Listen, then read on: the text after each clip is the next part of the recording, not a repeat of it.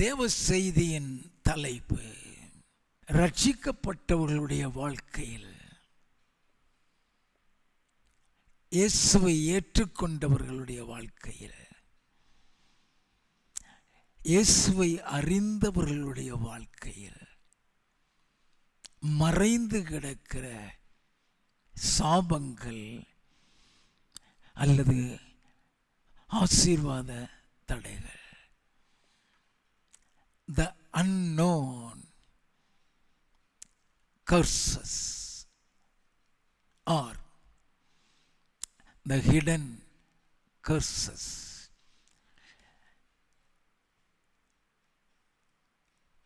சில காரியங்கள் நம்மளை அறியாமலே நாம் செய்யக்கூடிய சில தவறுதல்கள்,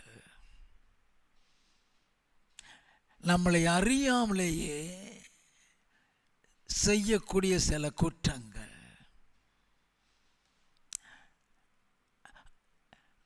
அதை பிசாசு உரிமையாக்கி விடுவார். அதன் நிமித்தம் நாம் சாபத்திற்குள்ளோ ஆசீர்வாத தடைகளுக்குள்ளோ போக வேண்டியது இருக்கும். ஆண்டவர் ஆதியிலே மனிதனை சிருஷ்டித்த பொழுது அவன் ஆசீர்வாதமாய் இருக்க வேண்டும் என்று சொல்லித்தான் சிருஷ்டித்தார். அவர்களை ஆசீர்வதித்தார் என்றுதான் ஆதியாகமம் 1:28 சொல்லுகிறது. நல்லா கவனித்துக் கொள்ள வேண்டும். நாம் நன்றாக இருக்க வேண்டும், நாம் ஆசீர்வாதமாக இருக்க வேண்டும். ஆதியிலே ஏன் சாபம் வந்தது? தேவன் ஒரு கட்டளையை கொடுக்கின்றார், அந்த கட்டளையின்படி நடக்க சொல்லுகிறார். அந்த கட்டளையின்படி நடக்காட்டா மரணத்துக்குள் போக வேண்டியது இருக்கும்னு சொல்றார். அப்ப பிசாசு எப்படி ஏவாளை வஞ்சிக்கிறான்? அது தப்புங்கிறது தெரியாத அளவுக்கு அவ மனதை மாற்றுகிறான். எல்லாம் கவனிங்க. அதன் நிமித்தம் அவங்க சாபத்துக்குள்ளும் மரணத்துக்குள்ளும் போக வேண்டியதாயிருச்சு.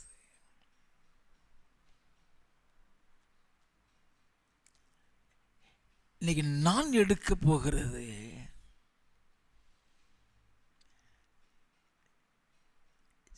சாபங்கள் சொல்லி எடுக்க போகல. எவ்ரிஒன் நோஸ் சாபம் ஏன் வருதுன்னு தெரியும் எல்லாத்துக்கும். ஆண்டவர் உன்னை ஆசீர்வதிக்கிறாரு. நீ ஆசீர்வாதமா தான் இருந்துட்டு வர்ற.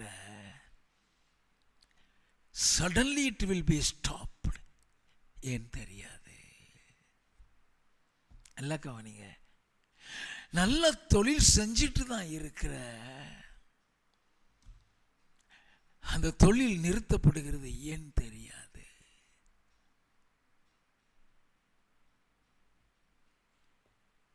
சாதாரணமான காய்ச்சலா இருக்கும்.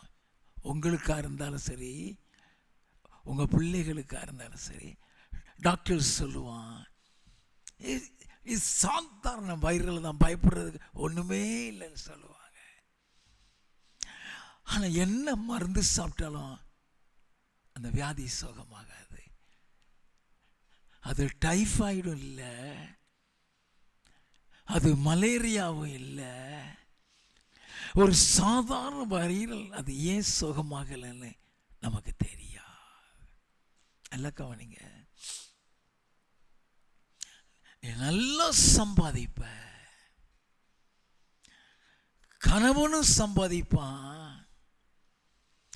மனைவியும் சம்பாதிப்பா.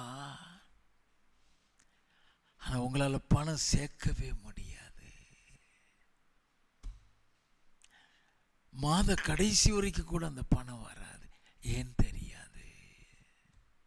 நாம நினைச்சுக்கிடுவோம் யாரும் சூனியம் வச்சுட்டாங்களோ, சூனியத்துக்கு அதுக்கு சம்மதமே கிடையாது. ஏன் அந்த காரியம் நடக்குது? அவன் நல்லா தெரிந்து கொள்ள வேண்டும். நான் ஒரு பாவியுடைய வாழ்க்கையில் ஏற்படுகிற சாபத்தை குறித்து பேசவில்லை. பாவம் செய்தவனுடைய வாழ்க்கையில் ஏற்படுகிற சாபத்தை குறித்து பேசவில்லை. Everyone nose.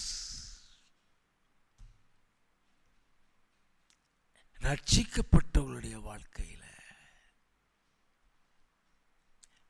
இயேசுவை அறிந்தவர்களுடைய வாழ்க்கையில்,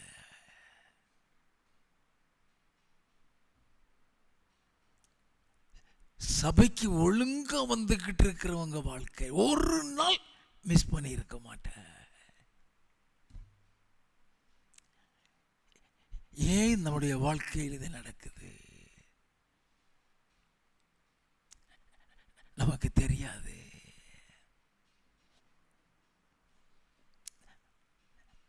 The message what I am going to talk about today is connected with last week message. ஆசீர்வாதங்கிறது it is not at all stagnant. இருந்த மாதிரியே இனி இருக்கிறதுக்கு பேர் ஆசீர்வாதம் இல்லை. have to improve.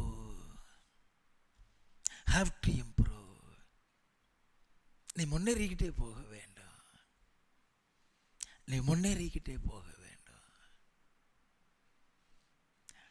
நீ ஒரு தொழில் செய்கிற, அதே தொழில் செய்த மாதிரியே தான் கடைசி இருக்குதுன்னா அதில் ஆசீர்வாதம் கிடையாது. நல்லா கவனிங்க. ஆண்டவர் நம்மளை ஆசீர்வதிக்கிறாரு. உங்களை ஆசீர்வதிக்கணும் தான் அந்த சபைக்கு கொண்டு வர்றாரு. நீ நல்லா இருக்கணும்னு சொல்லி தான் கொண்டு வர்றாரு.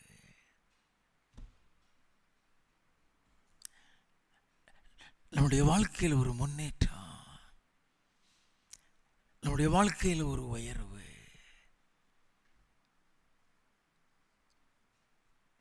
Don't be content with the blessings what you are having.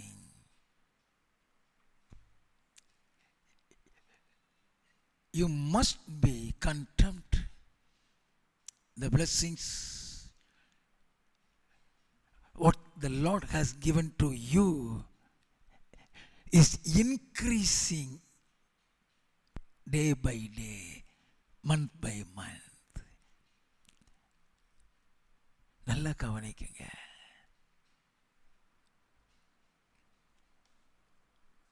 முதலாவது,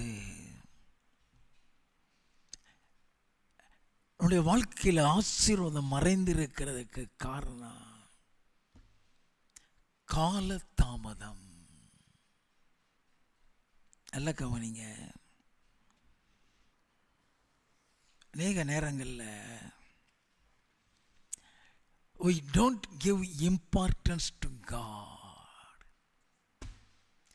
மத்தேயு எழுதின சுவிசேஷம் 6வது அதிகாரம் 33வது வசனம். முதலாவது தேவனுடைய ராஜ்யத்தையும் அவருடைய நீதியையும் தேடுங்கள், அப்பொழுது இவைகளெல்லாம் உங்களுக்கு கூட கொடுக்கப்படும். நம்ம தேவனுடைய ராஜ்யத்துக்கு முக்கியத்துவம் கொடுக்கிறது இல்லை. எல்லாம் கவனிச்சுக்கிடுங்க. அங்கதான் ஆசீர்வாதமே இருக்கிறது. அப்பொழுது இவைகள் எல்லாம் உங்களுக்கு கூட கொடுக்கப்படும். யாருடைய இடத்துக்கு வர்றோம் தெரியுமா? எங்க வர்றோம் தெரியுமா? மல்கியாவின் புஸ்தகம் 1வது அதிகாரம் 14வது வசனத்தின் பிற்பகுதி.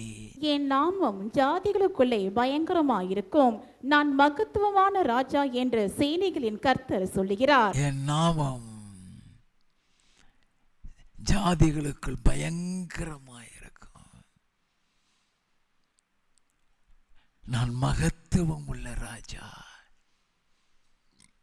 அந்த ராஜாவை தேடி வர்றோம், இஷ்டத்துக்கு வர்றோம்.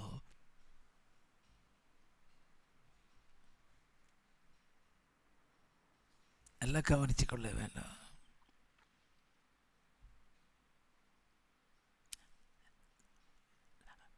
ஆண்டவருடைய டிசிப்ளின் பற்றி நமக்கு தெரியாது. அந்த டிசிப்ளினை பற்றி நமக்கு தெரியாது. God expects discipline. ஏன் சில வியாதிகள் சுகமாகிறது இல்லை? ஏன் பலகீனம்?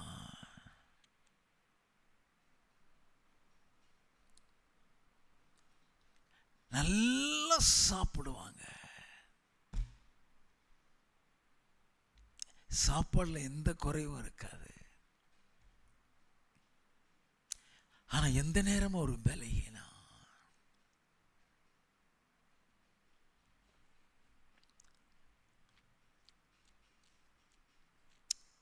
காரணமே இருக்கிறது அடிக்கடி சுகவீனமாகிறது. பிள்ளைகள் சுகவீனமாகிறது. We don't know the reason.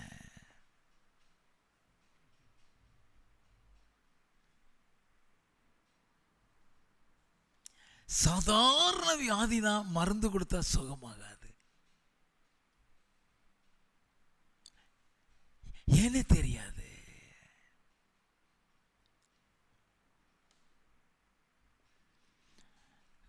கலாத்தியரின் புஸ்தகம் 1வது அதிகாரம் 11வது 12வது வசனங்கள். மேலும் சகோதரரே, என்னால் பிரசங்கிக்கப்பட்ட சுவிசேஷம் மனுஷருடைய யோசனையின்படியானது அல்லவென்று உங்களுக்கு தெரிவிக்கிறேன். நான் அதை ஒரு மனுஷனால் பெற்றதும் இல்லை, மனுஷனால் கற்றதும் இல்லை. இயேசு கிறிஸ்துவே அதை எனக்கு வெளிப்படுத்தினார். இயேசு கிறிஸ்துவே. அப்ப அவன் எழுந்திருக்கிறது எல்லாமே எந்த மனுஷன்ட்ட பெறல, கர்த்தரிடத்திலிருந்து பெற்று எழுதுகிறான். அவன் கர்த்தரிடத்தில் பெற்றது அவன் எழுதுகிறான். அதை வாசிப்போம். 1 கொரிந்தியரின் புஸ்தகம் 11வது அதிகாரம் 23 முதல் 25 வசனங்கள். நான் உங்களுக்கு ஒப்புவித்ததை கர்த்தரிடத்தில் பெற்றுக்கொண்டேன். என்னவெனில், கர்த்தராகிய இயேசு தாம் காட்டி கொடுக்கப்பட்ட அன்று ராத்திரியிலே அப்பத்தை எடுத்து ஸ்தோத்திரம் பண்ணி அதை விட்டு, நீங்கள் வாங்கி புசியுங்கள், இது உங்களுக்காக பிற்கப்படுகிற என்னுடைய சரீரமாயிருக்கிறது, என்னை நினைவு கூறும்படி இதை செய்யுங்கள் என்றார். போஜனம் பண்ணின பின்பு அவர் அந்தபடியே பாத்திரத்தையும் எடுத்து, இந்த பாத்திரம் என் இரத்தத்தினால் ஆகிய புதிய உடன்படிக்கையாயிருக்கிறது, நீங்கள் இதை பானம் பண்ணும் போதெல்லாம் என்னை நினைவு கூறும்படி இதை செய்யுங்கள் என்றார். கர்த்தர் சொன்னது அப்படியே எழுதுகிறார். திருவிருந்து. ஏன் திருவிருந்து எடுக்க வேண்டும்? என் இயேசு சொன்னார். யோவான் எழுதின சுவிசேஷம் 6வது அதிகாரம் 54 முதல் 56 வரை. என் மாம்சத்தை புசித்து என் இரத்தத்தை பானம் பண்ணுகிறவனுக்கு நித்திய ஜீவன் உண்டு. அந்த திருவிருந்து நம்மளை பரலோகத்துக்கு கொண்டு போகக்கூடியது. அது உலக பிரகாரமாக எடுக்கக்கூடியதில்லை, அது பரலோகத்துக்கு கொண்டு போகக்கூடியது. என் மாமிசத்தை புசித்து என் ரத்தத்தை பானம் பண்ணுகிறவனுக்கு நித்திய ஜீவன் உண்டு. அப்படின்னா ரட்சிக்கப்பட்டு தான் எடுக்கணும். எல்லாம் கவனிச்சுக்கிடுங்க. வாசிப்போம். நான் அவனை கடைசி நாளில் எழுப்புவேன், என் மாம்சம் மெய்யான போஜனமாய் இருக்கிறது, என் இரத்தம் மெய்யான பானமாய் இருக்கிறது. என் மாம்சத்தை புசித்து என் இரத்தத்தை பானம் பண்ணுகிறவன் என்னிலே நிலைத்திருக்கிறான். என்னிலே நிலைத்திருக்கிறான். என்னிலே நிலைத்திருக்கிறான்னா அவன் ரட்சிப்புல, இன்னும் ரட்சிப்புல இருக்கிறான் அர்த்தம். அவன் என் ரட்சிப்புல இருக்கிறான். வாசிப்போம். நானும் அவனிலே நிலைத்திருக்கிறேன். ஜீவனுள்ள பிதா என்னை அனுப்பினது போலவும் நான் பிதாவினால் பிழைத்திருக்கிறது போலவும் என்னை புசிக்கிறவனும் என்னாலே பிழைப்பான். வானத்தில் இருந்து இறங்கின அப்பம் இதுவே. இது உங்கள் பிதாக்கள் புசித்த மன்னாவை போலல்ல. அவர்கள் மரித்தார்களே. இந்த அப்பத்தை புசிக்கிறவனோ என்றென்றைக்கும் பிழைப்பான் என்றார். என்றென்றைக்கும் பிழைப்பான் அர்த்தம் என்னன்னா, அவனுக்கு இரண்டாவது மரணம் கிடையாதுன்னு அர்த்தம். உலகத்திலே சாகாம பிழைப்பான் அர்த்தம் அல்ல. ரெண்டாவது மரணம் கிடையாது, நரகம் கிடையாது, பரலோகத்துக்கு. இது பரலோக சமாச்சாரம், பரலோகத்துக்கு போகக்கூடியது. வாசிப்போம். 1 கொரிந்தியரின் புஸ்தகம் 11வது அதிகாரம் 27வது வசனத்தில் இருந்து. இப்படி இருக்க எவன் அபாத்திரமாய் கர்த்தருடைய அப்பத்தை புசித்து, எவன் அபாத்திரமாய் கர்த்தருடைய அப்பத்தை புசித்து, ரட்சிக்கப்படாமல் புசிக்கிறவன், காலதாமதமா வந்து புசிக்கிறவன், மதுபானம் அருந்திட்டு புசிக்கிறவன். நல்ல கவனிங்க ஐயா. எவன் அபாத்திரமாய், வாசிப்போம். எவன் அபாத்திரமாய் கர்த்தருடைய அப்பத்தை புசித்து அவருடைய பாத்திரத்தில் பானம் பண்ணுகிறானோ அவன் கர்த்தருடைய சரீரத்தையும் இரத்தத்தையும் குறித்து குற்றமுள்ளவனாயிருப்பான். அவனுடைய பாவம் வருகிறதுன்னு அர்த்தம். அவன் குற்றமுள்ளவனாய் இருப்பான்னா அவன் பாவம் செய்தவனாய் கருதப்படுவான். வாசிப்போம். எந்த மனுஷனும் தன்னைத்தானே சோதித்தறிந்து இந்த அப்பத்தில் புசித்து இந்த பாத்திரத்தில் பானம் பண்ண கடவன். எண்ணத்தினாலெனில் அபாத்திரமாய் போஜன பானம் பண்ணுகிறவன் கர்த்தருடைய சரீரம் இன்னதென்று நிதானித்து அறியாததினால் தனக்கு ஆக்கினை தீர்ப்பு வரும்படி போஜன பானம் பண்ணுகிறான். ஆக்கினை தீர்ப்பு.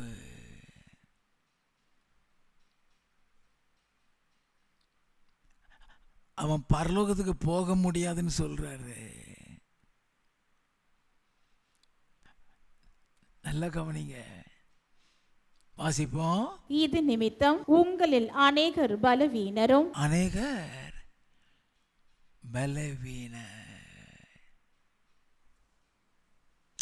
இத நிமித்தம் சில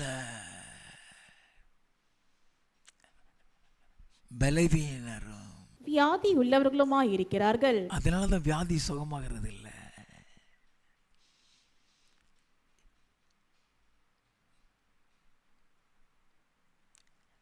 திருவிருந்துக்கு முக்கியத்துவம் கொடுக்க மாட்டோம். நல்லா தெரிஞ்சுக்கிடுங்க. நீ திருவிருந்து அற்பமா எண்ணுகிறியா, சாபம் மறைந்து கிடக்கும், யாருக்கும் தெரியாது.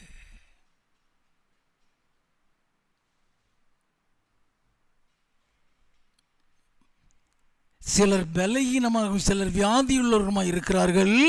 அநேகர் நித்திரையும் அடைந்திருக்கிறார்கள். அநேகர் செத்திருக்கிறானா. வேதத்தில் எழுதுறதுல அவன் கர்த்தர் சொல்லி எழுதுறான். ஐயா, ஏன் பலகீனம், ஏன் வியாதிகள், ஏன் சுகமாகிறது இல்லை? நாம் நல்லா தெரிந்து கொள்ள வேண்டும். சிலர் நித்திரையும் அடைந்திருக்கிறார்கள். நம்மை நாமே நிதானித்து அறிந்தால் நாம் நியாயம் தீர்க்கப்படும். நாம் நியாயம் தீர்க்கப்படும் போது உலகத்தோட ஆக்கினிக்குள்ளாக தீர்க்கப்படாதபடிக்கு. யாருக்கு? ரட்சிக்கப்பட்டவர்களுக்கு.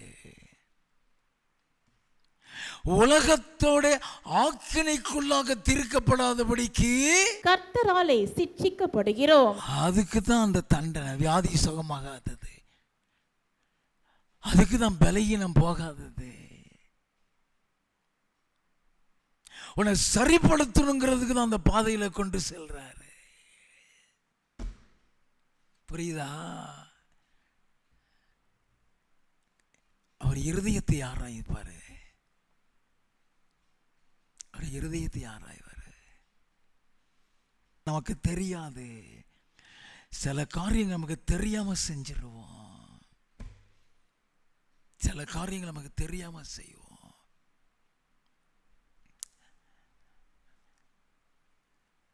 எபேசியரின் புஸ்தகம் 4வது அதிகாரம் 30வது வசனம். அன்றியும் நீங்கள் மீட்கப்படும் நாளுக்கென்று முத்திரையாக பெற்று தேவனுடைய பரிசுத்த ஆவியை துக்கப்படுத்தாதிருங்கள். நீ செய்கிற எந்த காரியமும் ஆவியானவரை துக்கப்படுத்திடக்கூடாது.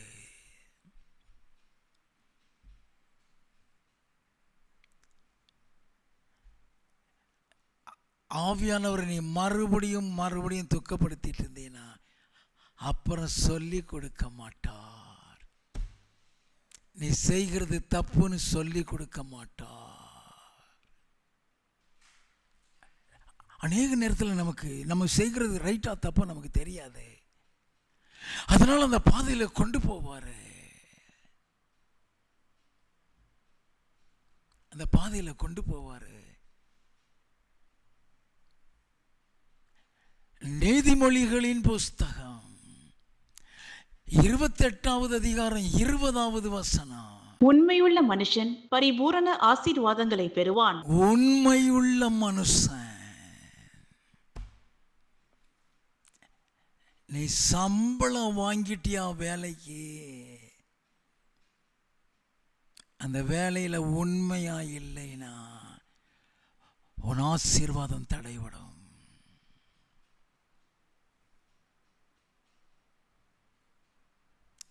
கர்த்தர் சொல்லி கொடுத்தாரு, என்ன சம்பளம் வாங்குறியோ அதுக்கு ரெட்டிப்பா வேலை செய். நீ வாங்குற சம்பளத்தை ரெட்டிப்பாய் ஆசீர்வதிப்பே.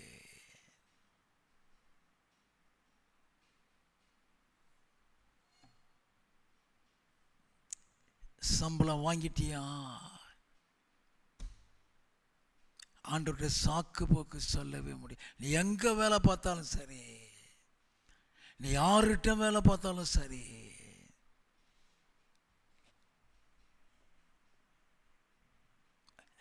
அதுல உண்மையா இருக்கியான்னு பார்ப்பாரு.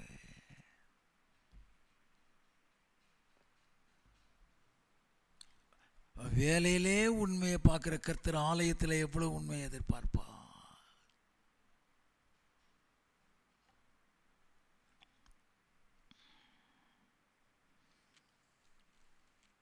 அப்போ நம்ம சின்ன சின்ன காரியங்கள்ல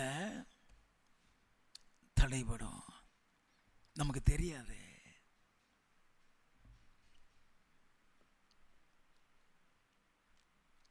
அடுத்தபடியாக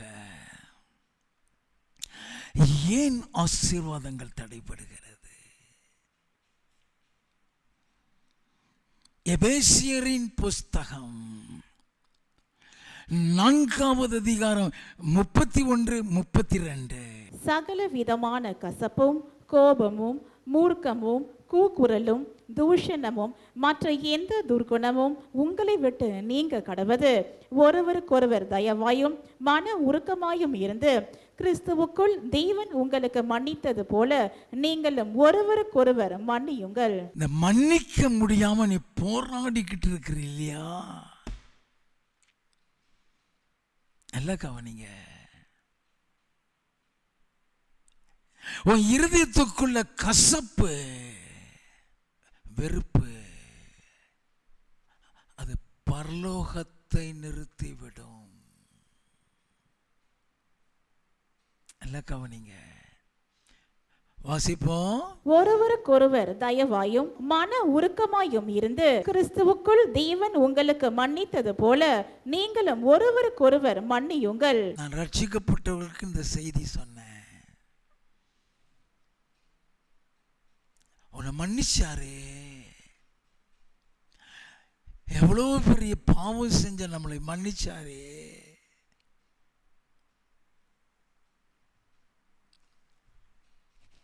மன்னிக்க முடியல, பரலோகம் போக முடியாது. உன் இருதயம் சுத்தமா இருக்கணும். நீ அவரை போய் தரிசிக்கணுமா? மேலே போய் அவரை தரிசிக்கணுமா? மத்தேயு எழுதின சுவிசேஷம் 5வது அதிகாரம் 8வது வசனம். இருதயத்தில் சுத்தமுள்ளவர்கள் பாக்கியவான்கள், அவர்கள் தேவனை தரிசிப்பார்கள். அவன் இருதயம் எப்பொழுதுமே சுத்தமா இருக்கணும். மன்னிக்க முடியாம திருவிருந்து எடுத்துறாத.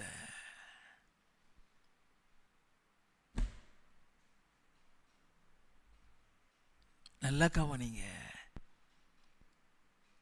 மன்னிக்க முடியாம திருவிருந்து எடுத்துறாதீங்க.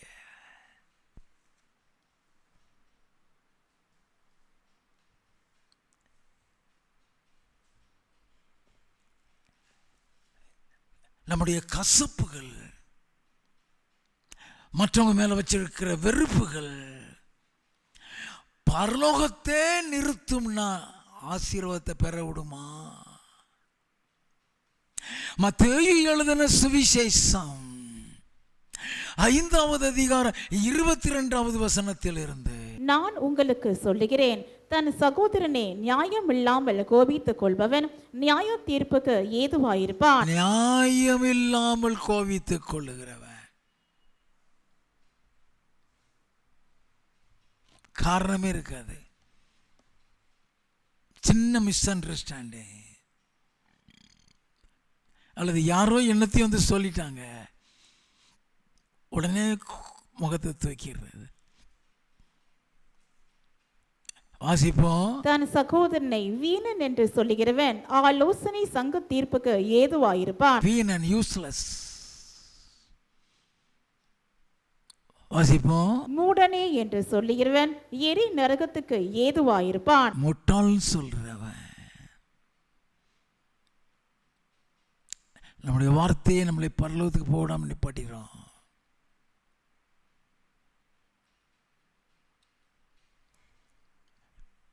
வாசிப்போம். ஆகையால் நீ பலிபீடத்தின் இடத்தில் உன் காணிக்கையை செலுத்த வந்து உன் பேரில் உன் சகோதரனுக்கு குறை உண்டென்று அங்கே நினைவு கூறுவாயாகில் அங்கே தானே பலிபீடத்தின் முன் உன் காணிக்கையை வைத்து விட்டு போய். ஏன் ஆண்டவர் அப்படி சொன்னாரு?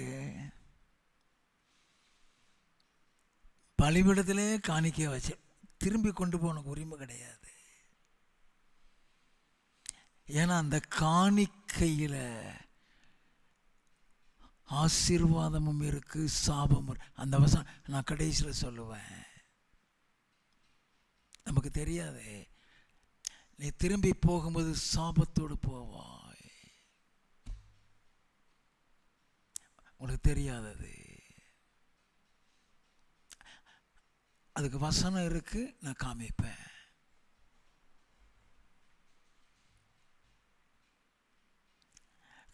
அதனாலதான் ஆண்டவருடைய பலிபீடத்தில் உன் காணிக்கை வைத்து விட்டு போய் முன்பு உன் சகோதரனோட ஒப்புரவாகி பின்பு வந்து உன் காணிக்கையை செலுத்து. அப்ப உன் காணிக்கையே அங்கீகரிக்கப்படலைனா பரலோகம் போக முடியுமா?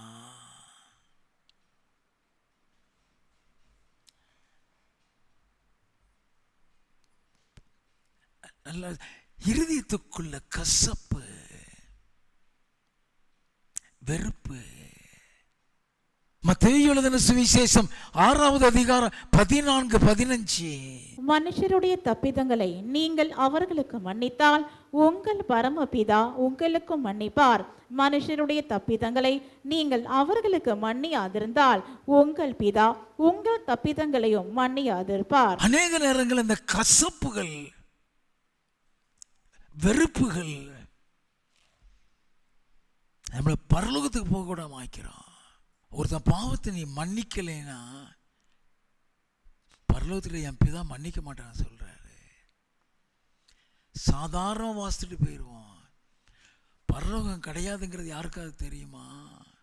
நீ எவ்வளவுதான் பரிசுத்தமாக வாழ்ந்தாலும் சரி, நீ எவ்வளவுதான் சுத்தமாய் வாழ்ந்தாலும் சரி,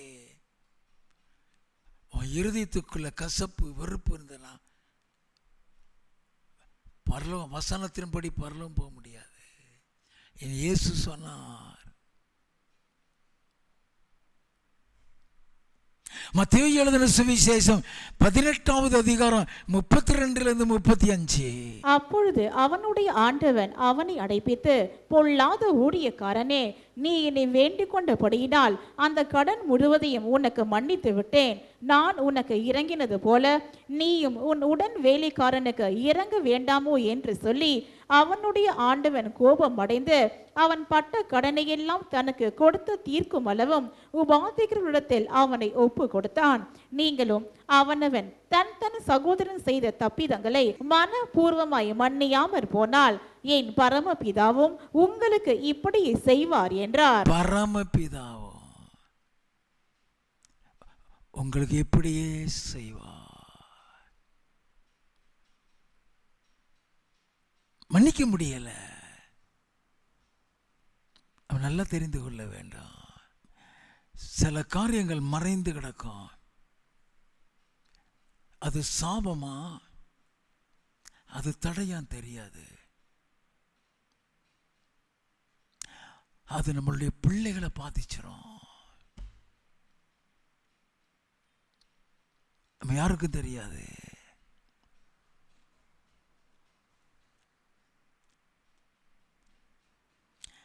மார்க் 11வது அதிகாரம் 25 26.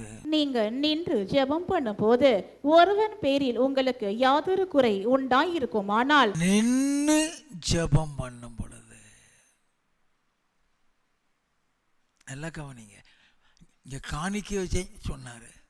நீ பலிபீடத்தில் வந்து காணிக்கை வைக்கும் போது உன் பேரில் உன் சகோதரனுக்கு குறையுன்று நினைவு இருந்தால் வச்சுட்டு போய் ஒப்புரவாயிட்டு வந்தார். இப்போ நீ ஜெபம் பண்ணும் பொழுது சொல்றாரு,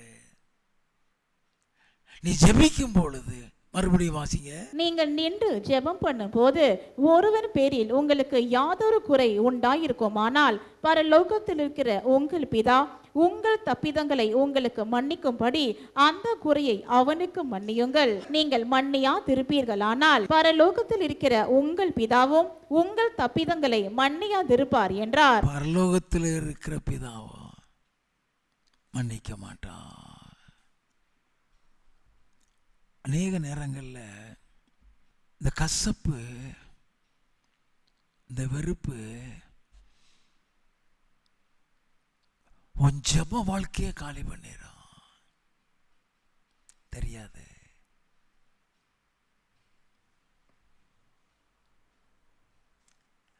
ஆண்டவருடைய சத்தத்தை நீ கேட்க முடியாம போயிடும். ஆவியானவர் உன்னை போதித்து நடத்துறது நிறுத்தப்பட்டு போய்விடும்.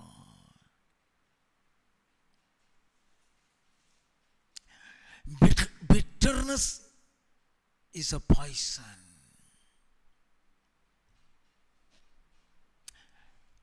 That kills the inner man. உள்ளான மனுஷனை காலி பண்ணிடும். போகட்டும். நாம் செய்கிற ஒரு தவறுதல்கள், குற்றங்கள் பிள்ளைகளை பாதிக்கும். நமக்கு அது தெரியாது. யோபுவின் புஸ்தகம்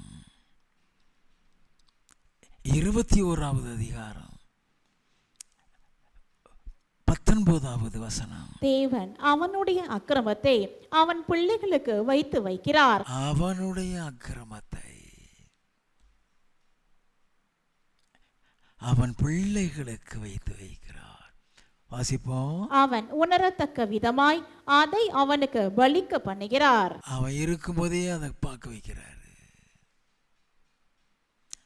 தானியேலின் புஸ்தகம் 6வது அதிகாரம் 4வது 5வது வசனம். அப்பொழுது பிரதானிகளும் தேசாதிபதிகளும் ராஜ்யத்தின் விசாரிப்பிலே தானியேலை குற்றப்படுத்தும்படி முகாந்திரம் தேடினார்கள். ஆனாலும் ஒரு முகாந்திரத்தையும் குற்றத்தையும் கண்டுபிடிக்க அவர்களால் கூடாதிருந்தது.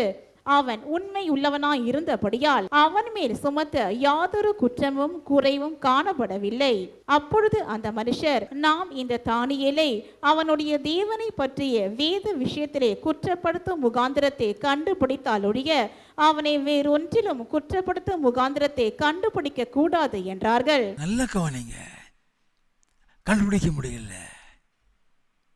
அவனை தேவனை பற்றிய அவன் ஜபத்தில் குற்றம் கண்டுபிடிக்க செஞ்சது இந்த பயலோதான். ஆனா செத்தது யாரெல்லாம் தெரியுமா? தானியேலின் புஸ்தகம் 6வது அதிகாரம் 24வது வசனம். தானியேலின் மேல் குற்றம் சாற்றின மனுஷரையோ வென்றால் ராஜா கொண்டு வர சொன்னான். அவர்களையும் அவர்கள் குமாரரையும் அவர்கள் மனைவிகளையும் சிங்கங்களின் கெபியிலே போட்டார்கள். அவர்கள் கெபியின் அடியிலே சேரும் முன்னே சிங்கங்கள் அவர்கள் மேல் பாய்ந்து அவர்கள் எலும்புகளை எல்லாம் நொறுக்கி போட்டது. எல்லாத்தையும் காலி பண்ணிருச்சு. அவன் தான் ஏன் தப்பு செஞ்சான்? பிள்ளைகள் பலியாயிட்டு. ஓசியாவின் புஸ்தகம் 4வது அதிகாரம் 6வது வசனம். என் ஜனங்கள் அறிவில்லாமையினால் சங்காரமாகிறார்கள், நீ அறிவை வெறுத்தாய். ஆகையால் நீ என் ஆசாரியனாய் இராதபடிக்கு நானும் உன்னை வெறுத்து விடுவேன். நீ உன் தேவனுடைய வேதத்தை மறந்தாய், ஆகையால் நானும் உன் பிள்ளைகளை மறந்து விடுவேன். நல்ல கவனிங்க, இது எல்லாரும் கவனிக்க வேண்டியது. இது ஆசாரியனுக்கு எழுதப்பட்டதாக இருந்தாலும் எல்லாரும் கவனிக்கணும். நம்ம பிள்ளைகள் அடிக்கடி சுகவீனமாகுதா?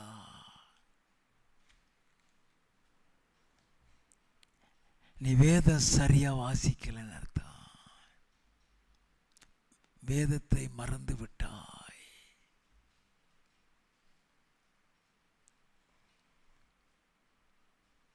அநேக நேரங்களில் டியூ டு பிஸி ஷெடியூல் வேதம் வாசிக்காமல் இருந்துருவோம். நம்ம பிள்ளைகள் பாதிக்கப்படுது. அநேக நேரத்தில் நம்ம வேதத்தை முக்கியத்துவம் கொடுக்காம போயிடுறோம். நம்ம பிள்ளைகள் பாதிக்கப்படுது. படிப்பு இல்லாமல் போயிடுது, சுகவீனமாக போயிடுது. கணவன் மனைவி spend time in meditating the word of God. எதில் ஆசீர்வாத தடை இருக்கு நமக்கு தெரியவே தெரியாது. சங்கீதக்காரன் அவருடைய வசனத்துக்காக காத்து கிடக்கிறானா. சங்கீத புஸ்தகம் 119வது சங்கீதம் 147 148. அதிகாலையில் நான் எழுந்து சத்தமிட்டேன், உம்முடைய வசனத்துக்கு காத்திருக்கிறேன். உமது வசனத்தை தியானிக்கும்படி குறித்த ஜாமங்களுக்கு முன்னே என் கண்கள் விழித்து கொள்ளும். நல்லா கவனிங்க, குறித்த ஜாமத்துக்கு முன்னால கண்கள் விழித்துக் கொள்ளும். அந்த அனுபவத்துக்குள்ளே வந்துருங்க. டைம் பீஸே தேவை கிடையாது, தன்னாலே மொழிவு வந்துடும்.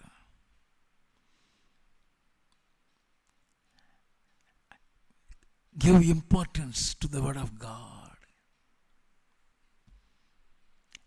அடுத்தபடியாக மறைந்து கிடக்கிற சாபங்கள். மல்கியாவின் புஸ்தகம் 3வது அதிகாரம் 8 முதல் 10. மனுஷன் தேவனை வஞ்சிக்கலாமா? நீங்களோ என்னை வஞ்சிக்கிறீர்கள். எதிலே உம்மை வஞ்சித்தோம் என்கிறீர்கள்? தசம பாகத்திலும் காணிக்கைகளிலும் தானே. நீங்கள் சபிக்கப்பட்டவர்கள். என்னது? அது நிமித்தம் நமக்கு சாபம் வருது நமக்கு தெரியாதே. சாதாரண காணிக்க நேரத்தில் எந்திரிச்சு போயிடுவோம்.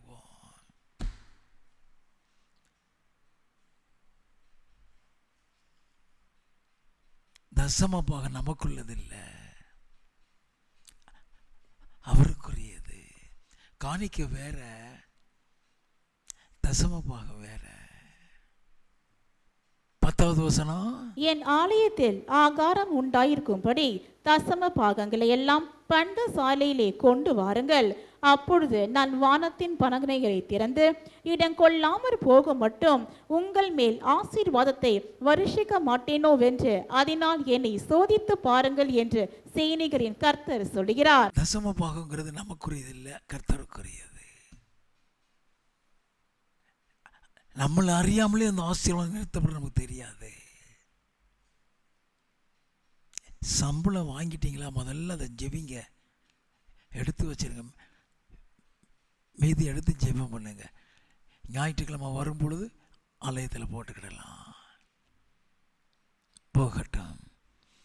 கடைசியாக ஒன்று சொல்லி முடிக்க போகிறேன். நீதிமொழிகளின் புஸ்தகம் 18வது அதிகாரம் 21வது வசனம். மரணமும் ஜீவனும் நாவின் அதிகாரத்தில் இருக்கும், அதில் பிரியப்படுகிறவர்கள் அதன் கனியை புசிப்பார்கள். மரணமும் ஜீவனும் நாவின் அதிகாரத்தில் இருக்கும். யாக்கோபின் புஸ்தகம் 4வது அதிகாரம் 11வது 12வது வசனம். சகோதரரே, ஒருவருக்கொருவர் விரோதமாய் பேசாதிருங்கள். சகோதரனுக்கு விரோதமாய் பேசி தன் சகோதரனை குற்றப்படுத்துகிறவன் நியாய பிரமாணத்திற்கு விரோதமாய் பேசி நியாய பிரமாணத்தை குற்றப்படுத்துகிறான். யாருக்கும் விரோதமாய் பேசாதீங்க. அதிலேயும் பரிசுத்தவான்களுக்கு விரோதமாய் பேசாதீங்க. கூட பிறந்த சகோதரன், அவன் பரிசுத்தவான், அவன் உண்மையுள்ளவங்கிறது தெரியாம மிரியாம் பேசி குஷ்டரோகியானாள். கோராகு கூட்டங்கள் பேசி பூமி 2 பிளந்து அத்தனை பேரையும் உள்ள கொண்டு போயிருச்சு.